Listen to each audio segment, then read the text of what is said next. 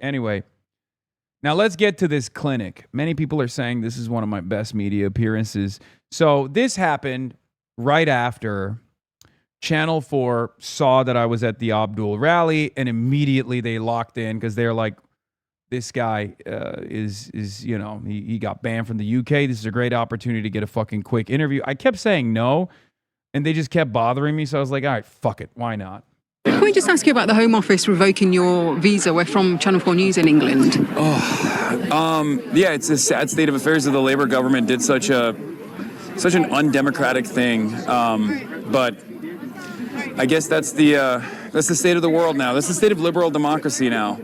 I didn't have a problem going into the country under Tory leadership, which, you know, clearly I'm at bigger odds with. They've said that your presence in the UK wouldn't be conducive to the public good. Do you think that could harm Abdul al-Said's campaign being associated with you? No, I don't think so. Will it put off some voters?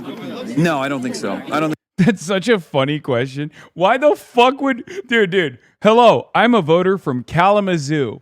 I am going to go out and vote for my favorite senator.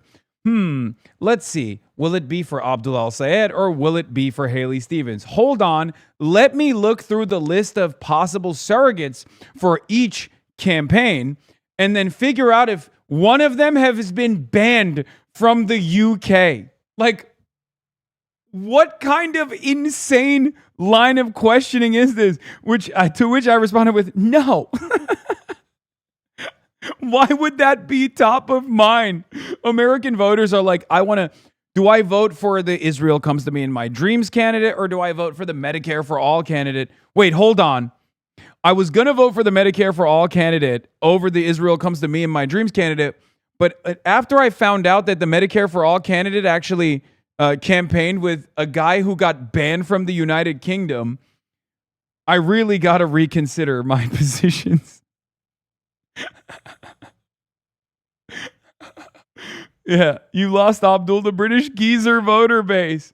Yeah, guy who's like, day in the life of a Brexit geezer. Wake up in the morning, have a jelly deal, have a go, look at my two favorite Senate candidacies in the Democratic Party. Hopefully neither of them have campaigned with someone who's been banned from the homeland. Yeah, fucking hell, he has. I was going to vote for this bloke who likes Medicare for All, and now I'm reconsidering. I think so. The overwhelming majority of the Western world, I think, recognizes that what Israel is doing is a genocide. I think the media is now playing catch-up at this point, but for the most part, the people are pretty united on this issue.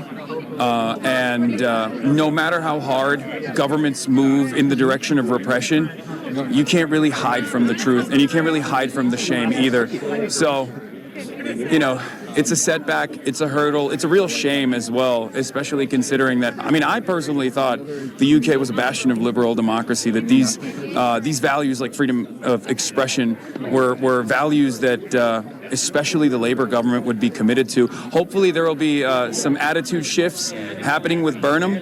The government says it is committed to those values, but it says that your presence, you threaten those values. You're not conducive to the public good because of some of your rhetoric. Yeah, of course the government is going to say that. They're not going to be like, yeah, we hate free speech now, but were they really committed to it with the pensioners that they arrested for the Palestine action protests that were taking place? I don't think so. I think that was a significant mode of repression from a government that recognizes that they are out of step with the needs of their voters, with the needs of the masses that recognize that Israel is committing a genocide, and the masses that demand a change from their government. That is the fundamental of liberal democracy, something that I believe in, something that I'm fighting for here in the United States of America, as the Trump administration is putting democracy in the crosshairs.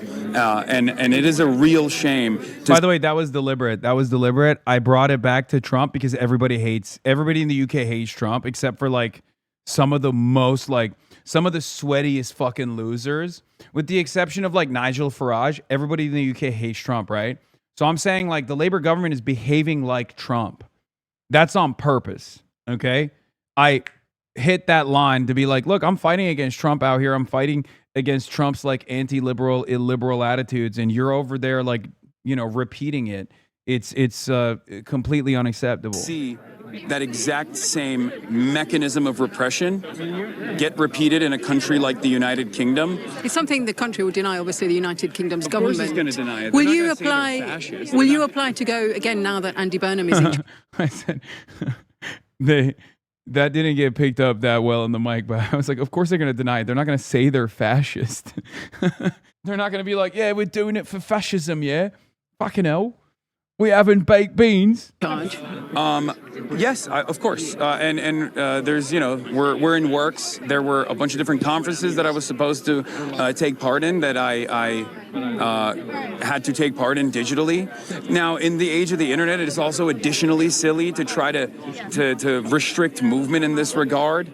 But I think it was more so a message. It was a message to everybody else that to think twice before they speak out against Israel and against the UK's relationship with Israel, against the United States' relationship with Israel. It's very frustrating, and it also has an additional compounding effect in terms of growing anti-Semitism. Not only is this false association of Zionism and Judaism very harmful for Jews living in the Western world, and it's something that I actually ironically warned about the last time I was in the UK when I spoke at the Oxford Union, which is what I was supposed to do this time as well before I got banned. It's also very harmful for democracy in general. We should not feel comfortable about our governments taking action like this. And what about some British Jews who say they feel uncomfortable that some of the criticism of Israel does tip over into anti-Semitism? Some British Jews say that makes them feel very unsafe. Yeah, no, I totally understand that. Totally understand that. It's something that I oppose. Anti-Semitism is something that I fought back against. It is the canary in the coal mine of fascism. It's completely unacceptable. I'm an anti-fascist. I'm uncompromising on those values. I will always fight back against anti-Semitism as well. The fear can sometimes be very valid. And sometimes I think the fear steps into the territory of defending the nation state of Israel and its actions. I think people are people, countries are countries. I criticize Saudi Arabia vehemently. You're not suggesting the fear isn't real for people who feel the fear? Of course not. Of course not. And I do think that there is a legitimate reason for it as well. I think it's not a secret that anti-Semitism has historically exploded in times of Israel's sieges in Gaza. And this time being the most consequential one, the most violent one, has also led to an increase in anti-Semitism. We believe that is partially born out of this false association between Judaism and Zionism, a false association between the nation state of Israel and Jews living in the Western world, Jews all around the world. We oppose that, and we will continue fighting back against that, no matter what people say. Are some in the Democratic Party, in the establishment, out of touch with how many younger voters especially are feeling about issues like Israel and what's going on in Gaza? Absolutely. I mean, it's not a secret. I think this race, as well as many other races that I've played somewhat of a role in, I had the honor to work alongside some of these wonderful candidates. This insurgent movement that's growing in this country has proven time and time again that... You give way too much grace to these bad faith genocide propagandists. Dude, here's why. They don't deserve my grace. They don't deserve my charity, but it doesn't fucking matter because I'm not revealing a perspective that is unique to me here. I'm not conceding on anything. These are things that I believe. So who gives a shit? It doesn't matter. Okay? I'm just, once again, as always, repeating my framework for those who are hearing from me for the first time ever. Okay?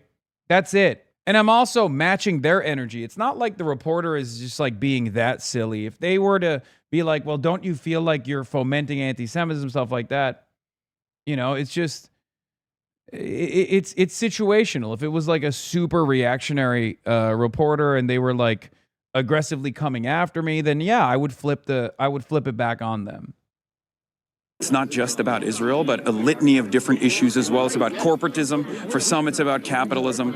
But for many, it's about corruption and a lack of interest from our politicians to address some of these. Also, yeah, you guys missed it. I fucking cooked right here. has proven time and time again that it's not just about Israel, but a litany of different issues as well. It's about corporatism. For some, it's about capitalism. But for many, it's about corruption and a lack of interest from our politicians to address some of these economic pains that people are experiencing. I mean, after all, this is exactly what Donald Trump ran on as well. He said he was going to fix the prices, and yet prices remain quite high. There's a real affordability crisis in this country. He said he was going to run on a peace ticket, that he was going to be the peace president, and yet he has started countless wars and only continues to leave the world in a state of disarray. A lot of people are very frustrated by that.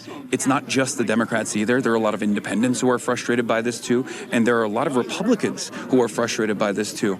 And I think it's fine for DC to be bubbled in and to be completely out of step with the needs of the masses, at least for the time being, because this is a real opportunity for campaigns such as this one, such as Abdul's, such as Malak Kiros, Chris Rabb, many people who are here right now, Donovan McKinney, who's running tomorrow as well in the primary, to really shine, to show that there is an alternative perspective out there, one that centers the needs of the working class rather than corporate interests, because for far too long that's been the only game in town. But we're coming.